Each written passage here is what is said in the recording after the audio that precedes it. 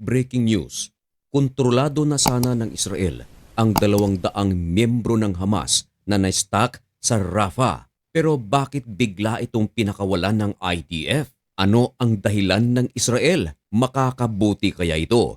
At sa kabilang dako, napapabalita ngayon na ang Israel ay nagpasabog ng nuclear weapon sa Gaza upang sirain ang mga tunnels ng Hamas. May katotohanan kaya ito? Yan ang ating pag-uusapan sa videong ito. Pero bago ang lahat ay huwag kalimutang mag-subscribe. Samahan na rin ng like ang videong ito, nandito ka na rin lang naman. At i-click ang notification bell. Napakalaking tulong yan para sa aming mga content creators.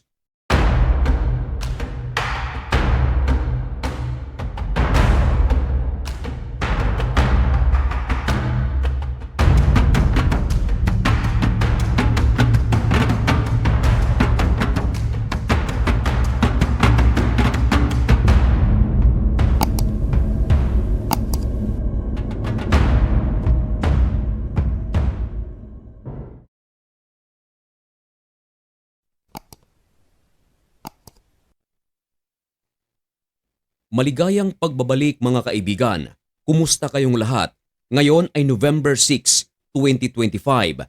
Dako muna tayo sa balitang internasyonal, partikular sa Israel at Gaza.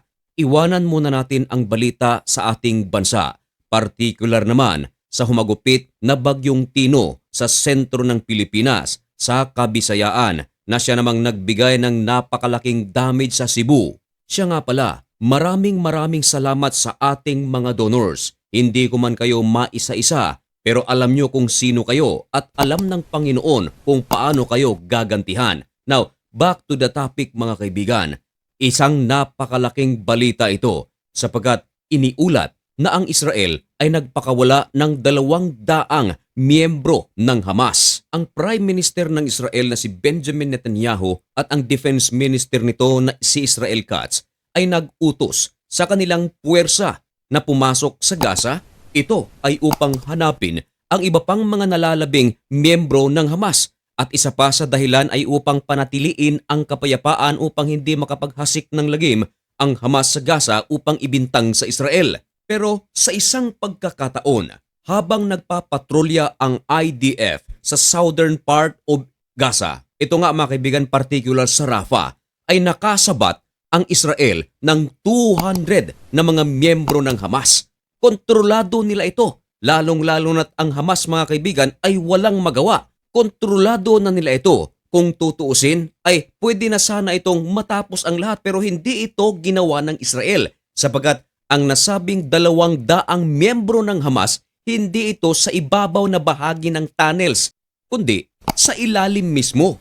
Kung tutuusin, madali na sana itong hanapan ng paraan ng IDF upang maubos na ito. Pero hindi ito ginawa ng Israel. Imposible nga, maaaring hindi nga ito paniwalaan ng iba sa ating mga taga-subaybay. Pero ang balitang ito mga kaibigan ay hindi haka-haka. Ibinalita pa nga ito ng The Times of Israel, ang talagang tagapagbalita pa ng Israel. Meron silang headlines na nagsasabing, PM, ibig sabihin, Prime Minister, ito nga si Benjamin Netanyahu, rules out granting safe passage to 200 Hamas gunmen stuck in IDF held Rafah. Ayan mga kaibigan, maliwanag na itong nasabing 200 na mga miyembro ng Hamas na stuck na sa Rafah. Ganito kasi ang istorya mga kaibigan, parang pelikula. Ayan, nasa ilalim ng tunnels ang 200 na Hamas. Nasa ibabaw na bahagi ng tunnels naman ang IDF.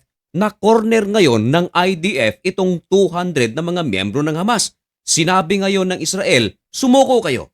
Hindi namin kayo sasaktan. Hindi namin kayo papaslangin kung ibibigay ninyo ang inyong armas. Now, ano naman kaya ngayon ang gagawin ng Hamas ngayong na-corner sila? Of course, basic na basic. Common sense, ibinigay ng Hamas ang kanilang mga armas. In short, sumuko sila sa Israel. Pero ang nakakabigla mga kaibigan, sa halip na dalhin ito ng IDF sa kanilang kustodiya ay pinakawalan ito ng IDF. Ito ay alinsunod na rin sa utos ng kanilang Prime Minister na si Benjamin Netanyahu. Marahil ay maitatanong mo bakit ito ginawa ng Israel, wala man lang kapalit. Nako mga kaibigan, may kinalaman dito ang United States of America. Ayon sa ulat ng Haaretz, US presses Israel to let 200 Hamas militants move from IDF-controlled Gaza under amnesty. Yun naman pala, kaya pala pinakawalan ng Israel ang 200 na mga miyembro ng Hamas dahil ito ay ipinakiusap pala ng United States of America na pakawalan at ipailalim sa amnestiya. At syempre, hindi ganun na lang, basta-basta na lang papayag si Benjamin Netanyahu na pakawalan itong 200 na mga miyembro ng Hamas na wala man lang kapalit. Alam niyo ba mga kaibigan, pumayag si Benjamin Netanyahu na pakawalan ang 200 na mga miyembro ng Hamas at bigyan pa sila ng safe passage para sila ay makauwi. Sa kapalit nito mga kaibigan, tuntunin ng IDF kasama ang nasabing 200 Hamas members upang makuha na lahat ng mga armas ng Hamas. Nako, napakalaking gulo nito. Kung tutuusin, gagamitin ng IDF ang nasabing 200 Hamas members upang tuntunin at tuluyan ng makuha ang kanilang mga armas nang sa ganun ay wala ng laban itong mga militanting grupo sa Gaza. At maliban pa riyan, dagdag pa ni Benjamin Netanyahu na bibigyan niya pa ng ibang pabor ang nasabing 200 Hamas members kung tutulong sila na himukin ang kanilang grupo na ibigay na lahat ng mga bihag na hawak ng Hamas, yung mga wala ng buhay.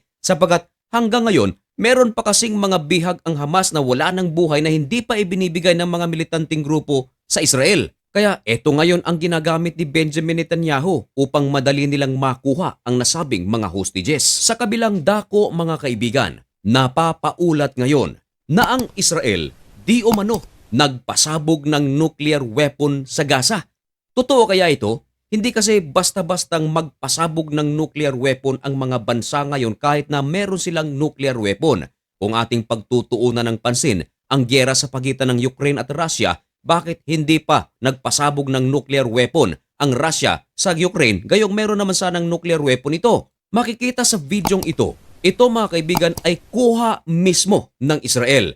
Makikita ang matinding pagsabog at ang pagsabog na ito ay nangyari sa loob ng Gaza. Napakatindi ng naturang pagsabog. Makikita ninyo mga kaibigan kung gaano kalaki ang impact. Ito mga kaibigan ay ipinupukol ngayon sa Israel. Of course, upang magalit ang ibang mga nuclear country sa Israel. Pero naglabas na ng pahayag ang Israel tungkol sa balitang ito. Hindi raw ito totoo. Hindi raw gumamit ng nuclear weapon ang Israel sa kanilang gyera kontra Hamas sa loob ng Gaza. At mga kaibigan, at kung kayo naman ang tatanungin, may problema nga ba kung sakaling magpasabog ng nuclear weapon ang Israel sa Gaza upang wasakin ang mga tunnels ng Hamas? O ito ay isang kalabisan na? Ipaalam mga kaibigan ang inyong mga komento dyan sa comment section at malugod ko po iyang babasahin. At mga kaibigan, hanggang dito na lamang muna ang bidyong ito. May God bless you and thank you so much for watching. Goodbye.